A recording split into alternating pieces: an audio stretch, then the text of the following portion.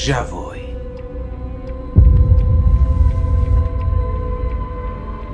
Those days are over.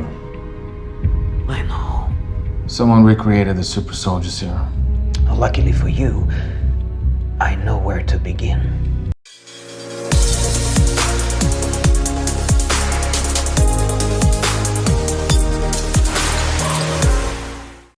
Hello again to all and welcome back into the channel for this week's review of the Falcon and Winter Soldier episode 3, The Power Broker. So do you guys remember about a few years back when everyone was complaining about the 13 episode format of the Marvel Netflix series? You guys do remember that, right? Well, apparently Marvel has now voided those critiques and has given us a series that within just half of its runtime has already introduced us to 7 new characters from the comics, including the mysterious island of Madripoor. Baron Zemo is back, and will be operating to some degree with Sam and Bucky moving forward, as well as catching up with the guy who is responsible for one of, if not the most successful versions of the Super Soldier Serum since Dr. Erskine. We get Sarah back as well, and also a brief but intense cameo by one of Wakanda's own, one of the Dora Milaje named Ayo. See, Marvel might have come the closest ever to fixing their formula, and maybe those Marvel Netflix runs were like the Super Soldier Serum itself, just earlier versions that would end up being synthesized into a formula that is just right, because the pacing of this show is phenomenal. And this is just something I just want to bring to your attention as you digest the rest of this review. Now, when it comes to a certain other super soldier, we follow John Walker as he tracks down leads in search of Karli Morgenthau, and his methods of such are perfectly timed right after that nice GRC commercial. He comes face to face with the man from the last episode who offered what appears to be his cyber cafe to the group. Now, this exchange of pleasantries again highlighted one of the biggest issues facing this new cap. See, I know there's this one fact that is in the back of our minds, and I hear what people are saying about John Walker and that he didn't seem like such a bad guy and that he was doing his best, or whatever you said before. Yeah, that's all well and good, but there's just this one thing, and I think it applies to any new Captain America. It's a very, very interesting theory. I have a simpler one. You're all not worthy. See, that's just it. The real reason we weren't really feeling the new cap is mostly due to this one fact. Not to mention, Steve wasn't in it just to be politically correct.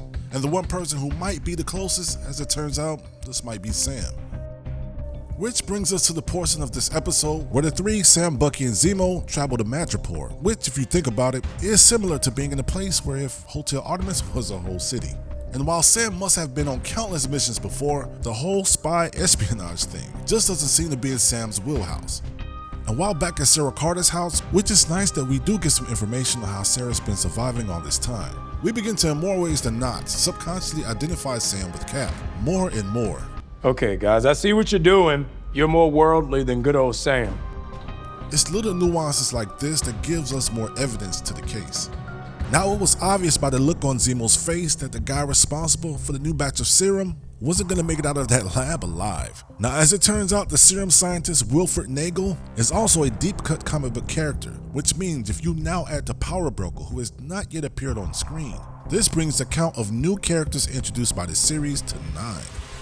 It is really cool, as a person who has followed this franchise since it first launched, how the MCU always manages to interconnect their characters and plot threads. They write for them the type of dialogue that makes their on-screen counterparts have to really evaluate what's being said, making us, the audience, think in terms of the implications of the characters' actions and what they truly represent.